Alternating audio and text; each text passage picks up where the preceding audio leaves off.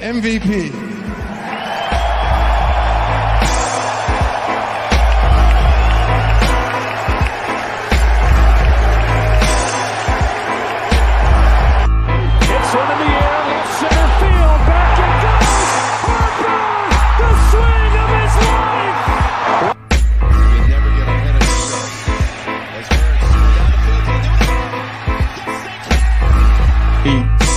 I know rent is due every day. It's always been that way for me.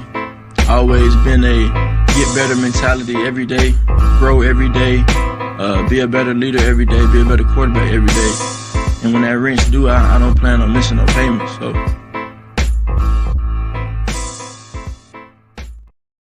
Welcome, ladies and gentlemen, to 3 in the Keystone, episode 113. A little later starting time than usual, 9:15. Wanted to give you guys 15 minutes to watch the bullshit that is the presidential debate before coming over to the real show of 3 in the Keystone. I thought you were going to say the bullshit that is Casty taking one of the ribs. Oh, I didn't.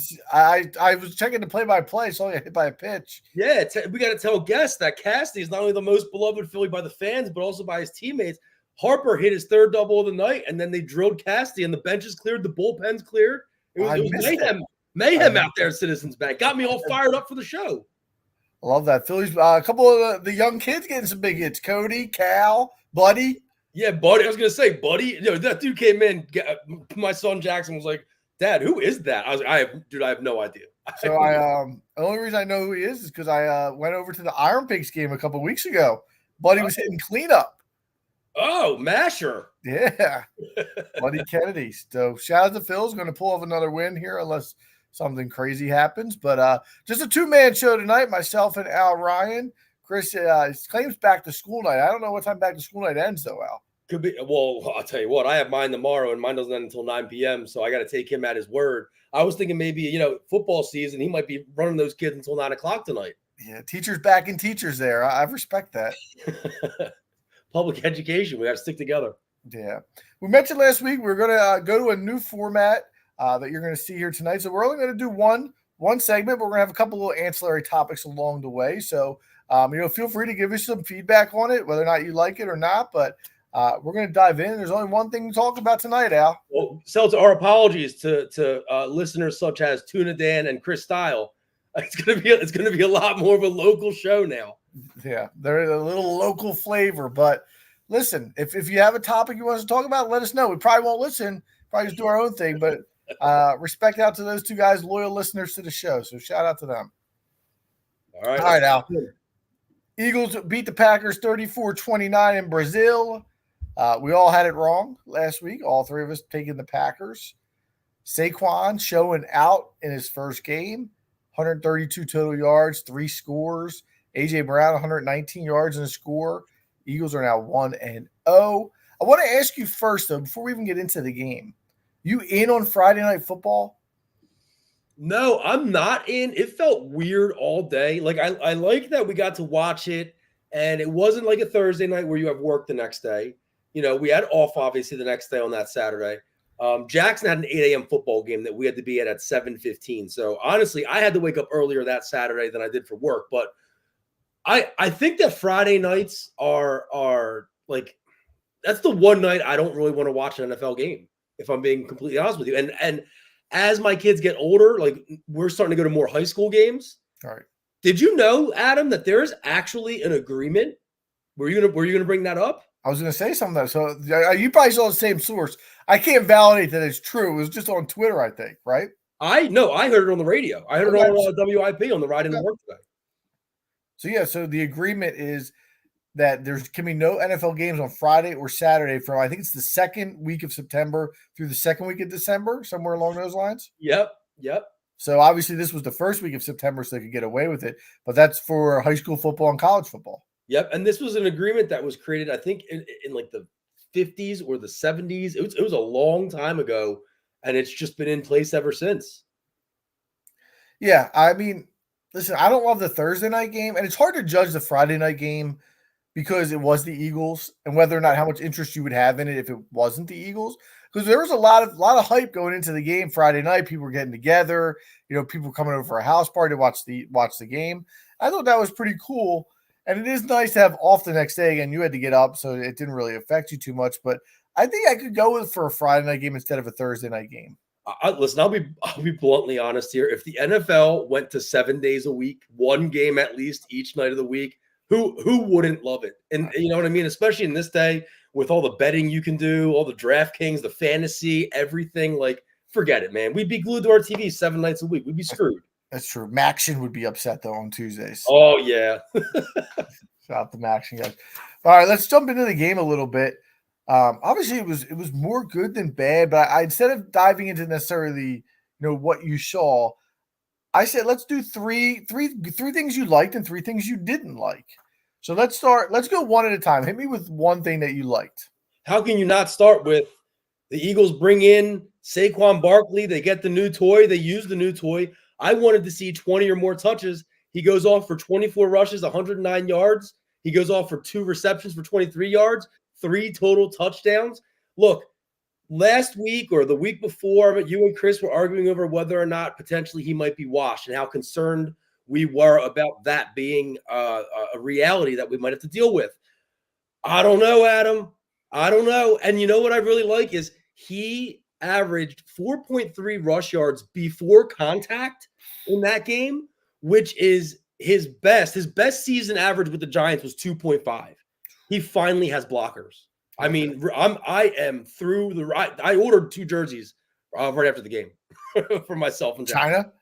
Oh yeah, you know it. DH gate, baby. No, listen, you're absolutely right. And the one thing I remember texting my dad during the game was the burst was there. And he looked electric getting through the line of scrimmage. Obviously, he catches the touchdown on the wheel route, which is, only a handful of running backs can pull that off. He was able to do that. And, we had the debate, is it possible that he was washed? And for the first game of the season, he certainly showed that was not the case and that he is going to be a monster this season. Now, if I want to play the other side of the coin, it's the first game of the season. He's never played with a great team. He's getting the opportunity to do that. He's rested. He's going to have that burst, right? There's no reason. If he didn't have the burst that night, he was never going to have it. So we'll see as the season goes on, if he continues to get this high workload, how that affects him. But, I mean, from what you saw in the first game, you can be nothing but happy with what you saw from Saquon Barkley. Absolutely. Did you have that as one of your 3? Yeah, it was number 1 for me. Yeah. I actually have a bunch of them, but I'll go number 2. And I don't know if you're going to have this one on there, but I'll stay on the offensive side of the ball. Having 2 really, really good wide receivers is just unbelievable. I mean, you have A.J. Brown, who's probably a top 5 receiver in the entire league. He obviously makes the long touchdown catch and continually makes, big plays over the middle. But also Devontae Smith, man. Devontae, he made some clutch catches down the stretch. And I don't know if he is the best number 2 wide receiver in the entire league, but he's certainly in the debate for it without question. And those 2 guys, you want to talk about opening up the offense for Barkley, and Barkley doing vice versa for those guys. It's just the way they can play with each other. The weapons on this offense are just unbelievable. Listen, if you're talking about best number 2 in the league, first of all, let me start here. Was it CBS Sports? We were talking about it in the text that had Chicago's set of receivers over Philadelphia's set of receivers, and I said this is an absolute joke. I will take A.J. Brown and Devontae Smith over all 3 of those receivers at this point in Chicago. I mean, I understand that they have a rookie quarterback at the helm, and that's a lot different than having a veteran at this point in Jalen Hurts, and having a much better offensive line. But Devontae Smith, what he brings to this team, he makes the position look easy. I would take him as the number 1, number 2 in the league right now. I think also because when you look at a lot of these really good number 2 receivers, I'm not trying to put down what A.J. Brown does. A.J. Brown is the big body receiver. He's the yak receiver. He's not so much the stretch the field guy like a Tyreek Hill and a Justin Jefferson are, where they can kind of make things a little bit easier for their number 2 guys on the other side of the field. I think Devontae does a lot of things that the Jalen Waddles and the T. Higgins and whoever else you want to throw out there, Tank Dell, I don't know who else. I think he does a lot of things that those guys can't do, and with such a small frame too. So I really like him. He has unbelievable hands. Are you muted? I don't hear you. Are you? Yeah, my bad. I clicked the mute button by accident there. Yeah, I mean, you said it all about the wide receivers. They're just tremendous. Hit me with your next one. So for number 2, you're right. I did not have something on the offensive side of the ball. As Diversa joins us in the chat and says, "LOL at Marvin Harrison Jr." What do you have? 1 catch for 4 yards. My number 2 is Quinyon Mitchell. Quinyon Mitchell is a stud. He is somebody who came into this game as a rookie. Look, he wasn't a top 5 pick, top 10 pick. I understand that getting picked 22nd overall in the NFL draft is not the same as getting picked 22nd overall in the NBA draft. However, he came right in from day one. The Eagles knew this was an area of need as far as cornerback. He's in there for what, 60, 70 snaps, something like that, 60 plus snaps. Early on, he was step for step with Christian Watson. They tested him early on that deep pass to the end zone to the left. He's got him. He's hip for hip with him. He got in on some tackles. He ended with 5 tackles for the game. I really like Quinyon, and I think we might have found our answer as far as the opposite of the field. I apologize to the listeners. You can text one of us later, and I'll explain what I'm laughing at. But I think we found our answer because James Bradbury, obviously, he's done. He's washed. Vontae Maddox looked absolutely horrific. They were picking on him all night. So I really like Quinyon Mitchell. He was my number 2. And then Adam, I don't know if you want me to go right to my number 3. You tell me. Are you ready to try? Listen, we have some issues going on here in the Seltzer household, but can you hear me? We can hear you. There's a little bit of a suspect echo, but we can hear you. Yeah, listen, episode 113, sometimes some crazy stuff. New episode, new format, everything crazy. Episode 113, but never too late for some first. Now we got intruders and everything. But no, listen, I had Quinyon on my list too. And the thing that I like most about him now, he looked like he was fearless.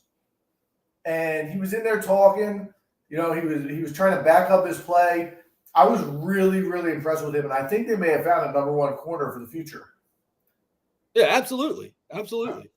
All right. My next one, Al, is, and I don't know how we can go without talking about Zach Baun. That's my number 3. Absolutely, yeah.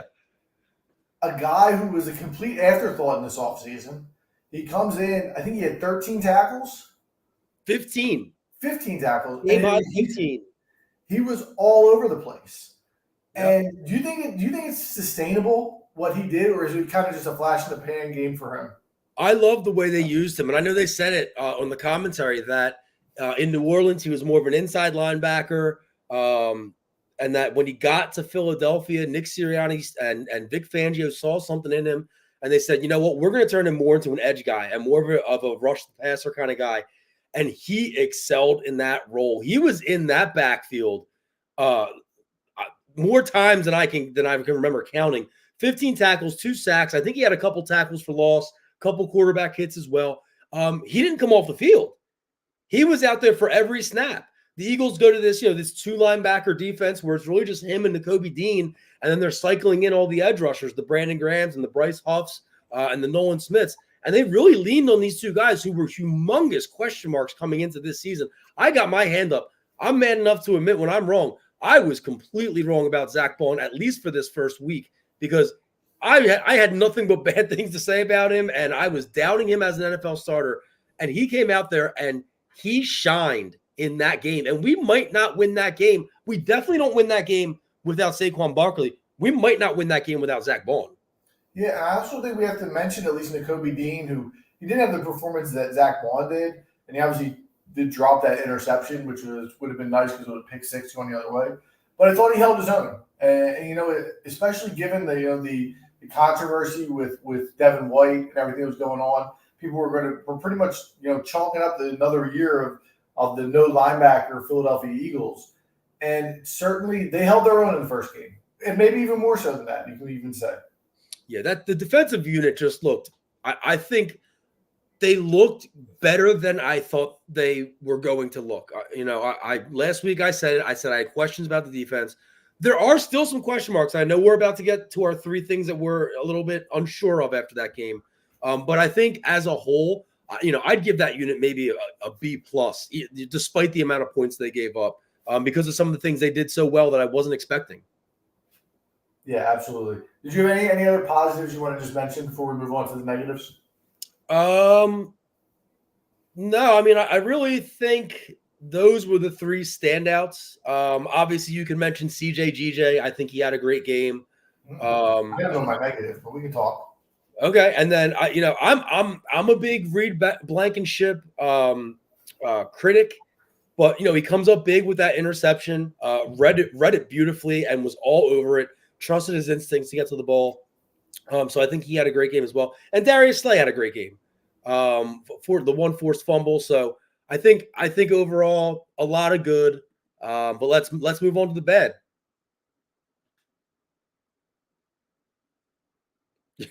Are you with us? Are you All right, I think we're good now. Can you hear me? Yeah. Diversa, can you hear Seltzer? Give us anything and everything here. Give us a thumbs up in the chat. This is an MTV Cribs fans. Listen, I mean, if, one other guy I want to give a little shout out to. Listen, I don't pretend to be an offensive line guru, but everything I read, Mekhi Becton at the guard position looked a lot better than anybody expected as well. So just wanted to mention him before we go into the bad. Diversity gives the thumbs up in the chat. Listen, I don't know how you can start the bad without at least mentioning the quarterback. Am I right? Go ahead. Where do you want to start?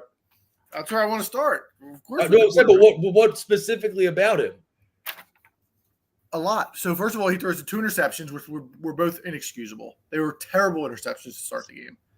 Yeah. And for a guy who, I think that as much as we talk about his MVP season or MVP caliber season, because he didn't win MVP, obviously, he protected the football. He didn't turn the ball over. And that was one of the biggest things last year is he started turning the ball over. And some of it was fluky last year. He got a couple tip balls here or a couple tip balls there. But the guy the 2 interceptions he threw were terrible. The fumble, I'm not going to blame on him. It obviously was on Juergens snapping the ball too quickly. But I just thought he wasn't good in that regard. He threw the ball okay. But the other thing to me, Alan, I don't know if you see this, he just seems slow. He does, man. He does. He seems slow. He seems indecisive. He still has the happy feet. He doesn't look comfortable playing the position. He hasn't looked comfortable in 2 years playing the position. I don't know what has gotten into him. I really don't. But I agree with you. The interception in the end zone was completely inexcusable. And I watched the video, the tape with the all-22 where you can see the whole field. And I actually watched the post, I don't know if you saw it, that Brian Baldinger put up. And I like AJ slipping. Yeah, I like Baldy, but all he had was excuses for Jalen.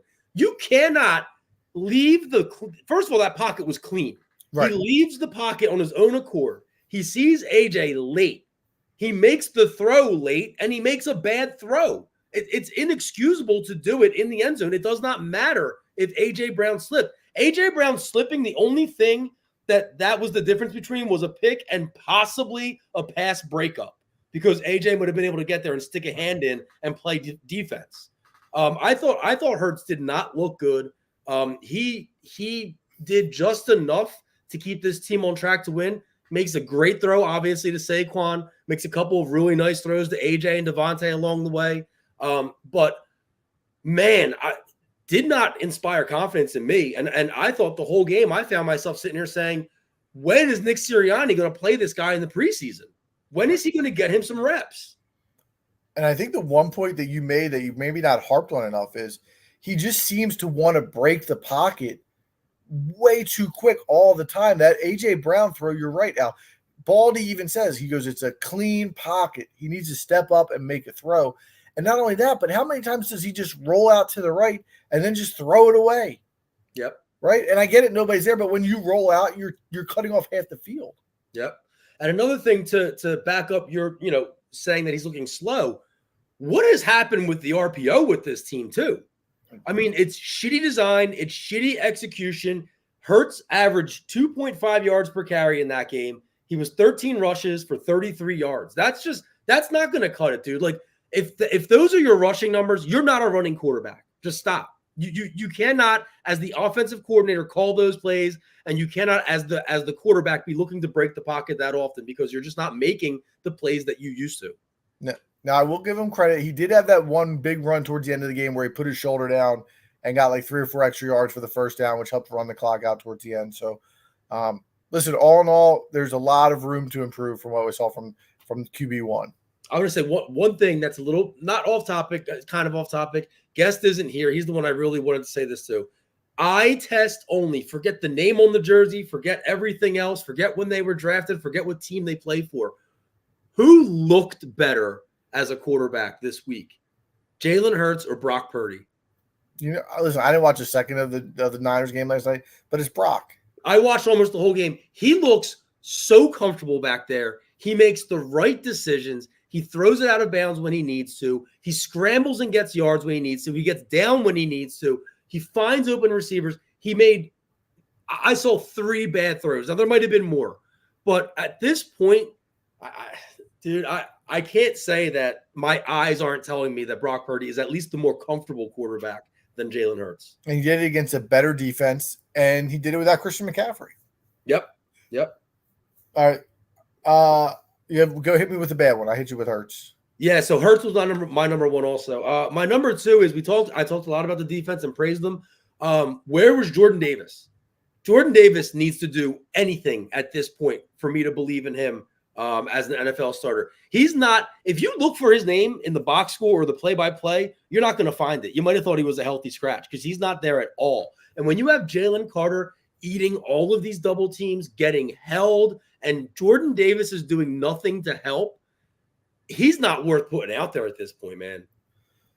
I'll double down with you. Let's just talk about the entire pass rush for this team. Bryce Huff.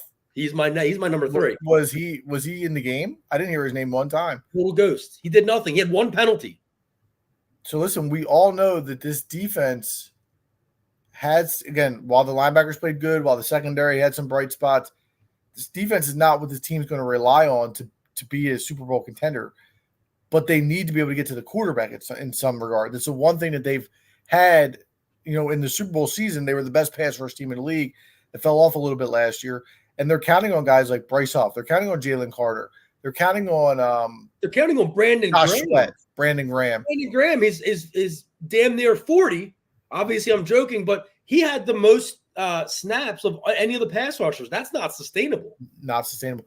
And Nolan Smith is another one. And again, this is why I say all the time, man, like you can't judge drafts after the draft. Everybody comes on and says, oh my God, how he cooked. Like he got Jordan Davis. And it's like, okay, well, is he any good? He got Nolan Smith. Oh my God, he can't play either. So all of a sudden it's like, dude, you can't judge these drafts right after they happen. You get to see these guys play. It's true. The draft is the worst. The draft is the ultimate hype machine. Ultimate. And even Jalen Carter, man, like he was awesome the first half of last year. Fell off, and I know he's getting doubled. You're right, and he's getting held a little bit, but he's got to do something too. Yeah, and he had a handful of penalties. Yeah, he did. Roughing the passer, right? If I'm not mistaken. Yeah, he had a 15-yarder. Was it roughing the passer? I think so. I could be wrong, or it could be unnecessary. I think it was a personal unnecessary roughness. Unnecessary roughness. Yeah. Yeah. All right. Do you have any other ones? No, because Bryce Huff, was my third dislike. Yeah, I need to see more. I had CJ Gardner-Johnson. I know you said he thought he played well. I just didn't think he played a great game. I thought he got beat once in coverage and missed a couple tackles, but I didn't think that's anything to necessarily die on a hill over, or I'm not overly concerned about it at this point. And the last one I had was the turf. The turf was just. Yeah. I mean, how are we playing football games where we're just slipping all over the place? Now, how about this? The Brazilian national anthem. Not a fan. Not a good song. It's not catchy. No, I'm with you. Wasn't in on it. Yeah, but we kind of mentioned him earlier. Avonte Maddox was another one. He's got to get his act together. He did not play well. No. You want to mention the parlay you hit on though before we move it on? I'd love to mention the parlay. Finally, cashed one of those lottos. I know I was posting them for a while last year, but what's the point of posting a bunch of losers? For those of you that don't know, the listeners, my betting style is that I like to just throw a bunch of shit at the wall, a bunch of huge parlays and see what hits. And FanDuel was kind enough to grace me with a $10 free bet And so I had it on the parlay with Saquon Barkley to score the first touchdown, Jaden Reed to score a touchdown at any time, Jaden Reed to get 80 yards through the air receiving, and A.J. Brown to get 100. And all four of them hit, and it was $10 to win about $1,400. So, I mean, the bankroll is set. And for the rest of the season, I mean, Adam, I actually hit another one last night in that Monday night game, which is why I got to see so much Brock Purdy. I hit for another about $300 last night, thanks to Deebo Samuel mostly. So we're in good shape here. I might just start posting more of these tickets. Did you cash any out? No cash outs. You got to cash out. Ride. You let them ride. You got to cash out some. Cash out 1,000. Ride. Oh no! I thought you meant cash out like before. No. Did you take any of that out of the account? Yeah, I'm a big withdraw everything guy, and then just keep on depositing as I want to make bets. That's fair. That's fair. It's weird. I don't know why I do it. I just like having the zero balance. All right, let's move on a little bit here. I just want to do a little bit of actually, let's move on to Atlanta, and then we'll get into the power rankings. Atlanta this week, Monday Night Football, the home opener for the Bird. I guess technically the home opener, though the Packers game was a home game, quote unquote. Yep. 6.5-point favorites against the Atlanta Falcons, who were mauled by the Pittsburgh Steelers, 18-10 on Sunday. Just give me your initial thoughts on this game and give me a prediction on what you see happening. It's funny that you use the word mauled and then it's 18-10, but in reality, like it should have been a lot worse. If Pittsburgh had any type of offense and was able to put the ball into the end zone, one of those, at least two of those field goals should have went for touchdowns. Atlanta was one of the probably three most overhyped teams heading into this season, and I bought into that hype. I have them winning the NFC South. Boy, that's one I wish I could take back after just one game. Kirk Cousins looked terrible. He looked slow. He looked indecisive. He looked like he had no chemistry with any of his receivers. Drake London, 2 catches for 15 yards. Kyle Pitts, 3 catches for 26 yards. Not a lot going on for this Atlanta Falcons offense. And honestly, even though their defense did just enough to keep the Pittsburgh Steelers out of the end zone, they didn't do just enough to win the game. It's the annual Kirk Cousins Bowl, where we see him on Monday night in Philadelphia. I don't know how the Eagles lose this game. Yeah, I'm with you. It's crazy that this is the third straight year in week 2 that we faced Kirk Cousins in prime time. It's wild. That's pretty nuts. I think the Eagles should win this game pretty easily. I think, you know the rule from gambling out. We always tend to overreact from what we see on week 1. I don't think the Falcons are as bad as they showed, but you do have an aging quarterback coming off on an Achilles injury who really seemed to be a little out of sync last Sunday. Now, some of that could be Pittsburgh. Listen, Pittsburgh's defense is always formidable, and they're always tough. And I think they have a better defense than what they're going to see with the Eagles this week. But I think the Eagles just have too much offensive firepower for the Falcons team. My only question is, is there some sort of Brazilian layoff, Brazilian hangover that comes? But I got the Eagles 27-17. It should set up for another Saquon game, another monster game for him on Monday night to show out. The only reason I don't think there's going to be a hangover, well, 2 reasons, is number one, obviously, it's almost the extended break. It's almost like having a bye because they play on Friday and they don't play again until the next Monday. But I also think they're just so damn happy to get out of Brazil. They're probably so excited to get just back out of the country and get back in Philly, get back home. I have this as a blowout. I think it's going to be something to the tune of like 30-17 Eagles, and there's not really going to be a point in the game where we sweat. I could see it being another big A.J. Brown game, maybe a big Devontae game. All right, so we're both on the same page there. The last thing I wanted to do as far as from this week of a recap is let's look at the NFC and where we stand. I just want to rate these teams based on their week 1 performance. So we know it's not a looking forward. This is just purely you were dropped on earth on Sunday or Friday and you got to watch a whole weekend of NFL football. The top 5 teams in the NFC based on what you saw this past week. All right. Well, that makes it a little bit trickier because, all right. Number 1, I think, is San Francisco to me, clearly, because they beat a Jets team that had a lot of hype coming in. They have a good defense. They have some pieces on offense. I think Garrett Wilson, I don't know, man. He might be a sheep in wolf's clothing. Is that the opposite of a wolf and sheep? He might be a number 2 masquerading as a number 1. You think? I don't know, man. I don't know. But I think San Francisco clearly is the number one team after the first week. With the way you worded it, I might change mine, but I'll just go with what I had on my list. So I have San Francisco 1, I have Detroit 2, Philly 3, Dallas 4, and Minnesota 5.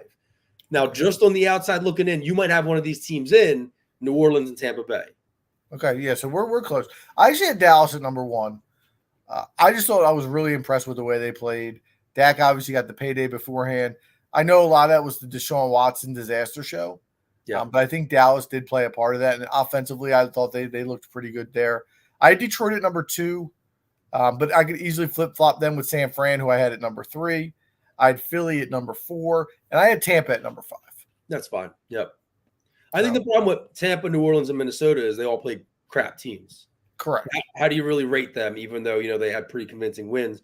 And I'll full disclosure, I did not watch 1 second of the Cowboys game. Fair. So I couldn't really judge them. All right. So 2 things I want to finish off with before we wrap up episode 113. Let's do our best bets for week 2. So as good as your parlays were, you did not hit your teaser last week. No, dude, never bet a teaser. Like, come on.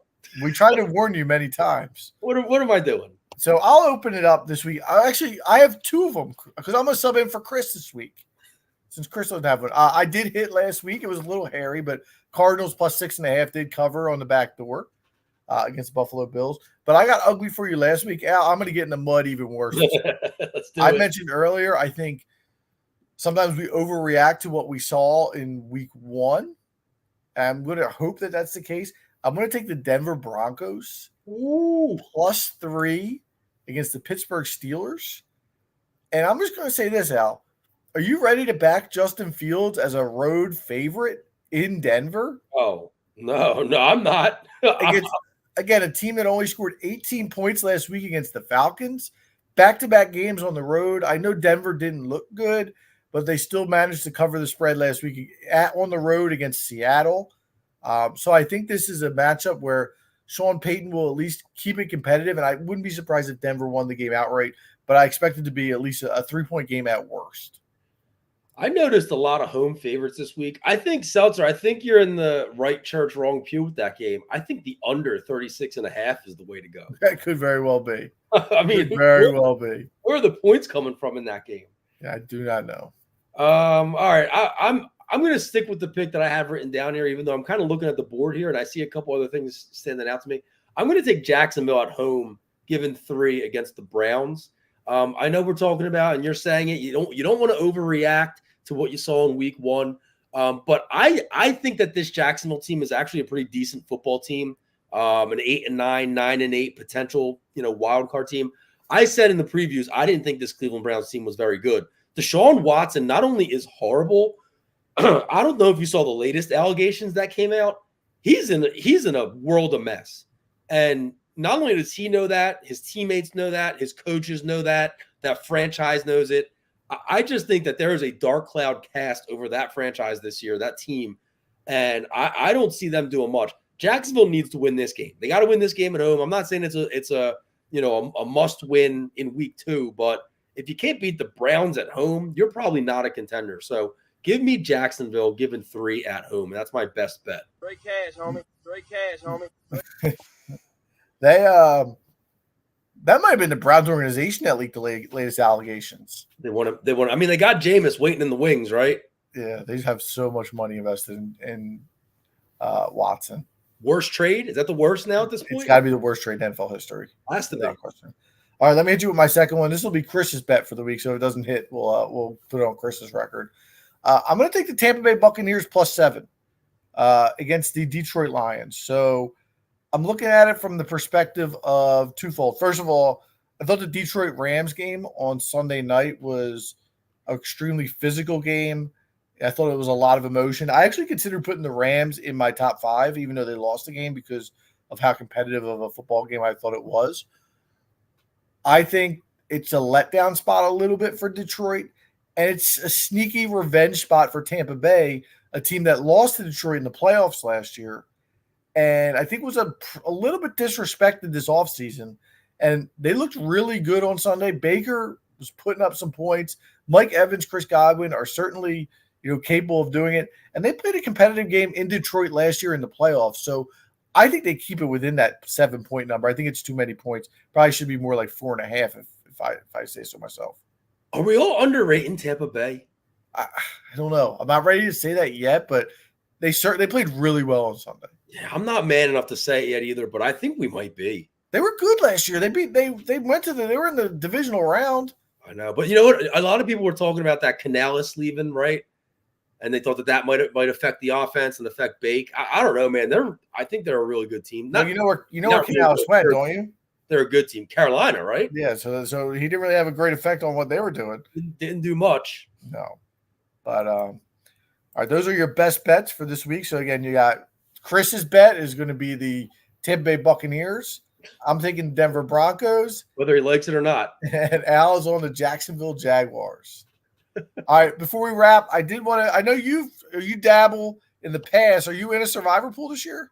I am. I am. 4 so times. You didn't take the Bengals this week, did you? 4 times. No, I took Seattle over Denver. Okay. I avoided. Right. So I figured we could wrap with survivor because I know a lot of people have gotten in these pools as they become a little bit more popular. My wife got one for work, and I'm guiding her while letting her make her own picks. So almost half the pool was eliminated this week with the Bengals. We were on the Saints, which was a easy breezy win. But there is a buyback. Are you in for the buybacks? Yeah, I'm fine with it. Okay, I'm okay. It's week 4 for only up to week 4. You can buy back in. Okay, I used to be in one. I stopped doing it this year. That I think it was up to week 6, you could lose. If you lost one game going up to week 6, you were fine. But if you didn't lose one game going up to week 6, then you had a bye that you could use from week 7 on. Yeah, so I thought that was a little curveball that they threw in there that I liked. But big problem with that pool, and that's the reason why I got out of it, Adam. And I want the listeners to tell me if you would do the same. Your picks had to be in by Friday for Sunday games. And last year, I was out and about doing 1,000 things with football, this, that, and the other. I forgot, and I was ousted from the pool. Yeah, that's tough. Is it? Yeah, especially like there's so many pool platforms that you can run it on. Right. That you can easily put your pick in before 1:00 on Sunday and be good. I inquired, and I was told basically it's old people that run it, and when they started it, it was mostly old people, and this is the way they do things. They do Excel spreadsheet. They don't want to download an app. They don't want to Venmo, you know what I mean? So I'm out. I'm out of that pool. That's fair. You got to do what you got to do. I do think all picks should be in by 1:00 Sunday. Like you can't wait for a 4:00 or an 8:00 start to put that in at that point. It's 1:00 on Sunday. Yeah, I'm fine with that. The Friday was wild though. Isn't there injuries that would come out sometimes and shit? That's crazy. Friday's wild. So I was looking at the board this week, Al, and there's one obvious pick, but it's a matter of whether or not you want to use them. And I would say it's the Baltimore Ravens, correct? Yep, I agree. But it's probably where I'm headed. But go ahead. What do you got? I'm leaning that direction too, but it's a matter of some people don't want to use the Ravens, right? Yep. So what other ones kind of jump out to you? And I guess the question that I'm asking is what I talked to my wife about is if we have a buyback in our back pocket, do we want to use the Ravens, right?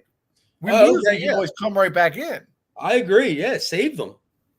Save them. So what other options are out there that are appealing to you? You know, I think if you're trying to get sneaky with the pick, which it sounds like you are, you probably got to go with the Chargers on the road at Carolina. That was the one that stood out to me. But am I ready to back the Chargers at this point in time? Harbaugh did look good the other day with what they had going, J.K. Dobbins, but a road game across the country, that's a little scary. Justin Herbert barely threw the ball and they won. The Chargers don't play any home games anyway, and Carolina stinks. They're terrible. Let's just be blunt. They stink. Who's gonna beat a team on Carolina? Do they still have Chuba Hubbard? Is it going to be Chuba Hubbard? It's Chuba and Mild. Yeah, and Miles. Dude. I don't know who Carolina is going to beat this season. My biggest rule for Survivor is as long as you can do it, you avoid division games. That's it. Everything else is on the table. See, I would love to say that, but I did a division game this week with the Saints. That's true. Well, so you got to take those risks. Yeah, what about the Texans, or are we saving the Texans too at home against the Bears Sunday night? you're saving the Ravens, you got to be saving the Texans, right? I guess I'm just not in the mode to be like the Texans. I'm not ready to be the Texans or an elite team, but they might be. You might have to go with my Jags, dude. Where are they at against Cleveland? Yeah, home against Cleveland. Go with I don't Jacksonville. trust Dougie Peterson. You know, the other sneaky pick here is how much do you trust Malik Willis at home? Can Anthony Richardson go into Lambeau Field and steal one? How about that throw he made off his back foot? Dude, I love that kid. That dude's got a cannon. I think that team's good, and like I said, they took the Texans to the wire, or another team that I think is pretty good. So, again, I'm not ready to go with a young quarterback on the road. And then we have the Giants and the Commanders. You can't go there. 49ers, do they come in and just maul the Vikings? But why would you use them? I'd rather use Baltimore. True. Yeah, you can't use the 49ers. You're right. Yeah, I think you end up playing it safe with probably the Ravens is probably the way we'll go. But I think the Chargers are the backup option. Yeah, if you're going to get sneaky, go with the Chargers this week. But I'll be on Baltimore. I'll put that out there for the listeners. I'm going to say that we're going to go Baltimore as well, and we'll let you guys know next week. All right. Anything else before we close it out? Go Birds. Go Birds. We'll be back next Tuesday. Let us know how you like the new format. Short and sweet. We're also going to do some weeks we'll play some games to keep you guys entertained. We know those are popular as well. But we're trying to keep it a little more short and succinct and to the point. So until next week, we're going to drop that beat.